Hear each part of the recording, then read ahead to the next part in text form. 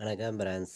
நம்ம Kerala லாட்ரிக்கான formula method தான் நம்ம சேனலில் நம்ம பார்க்க போகிறோம். பார்த்தீங்கன்னா இப்போ பார்க்கக்கூடிய மெத்தேடை வச்சே நம்ம 100% தொடர்ந்து வின்னிங் எடுக்க முடியும். எல்லா நம்பர்களுமே பயன்படுத்திக்காங்க.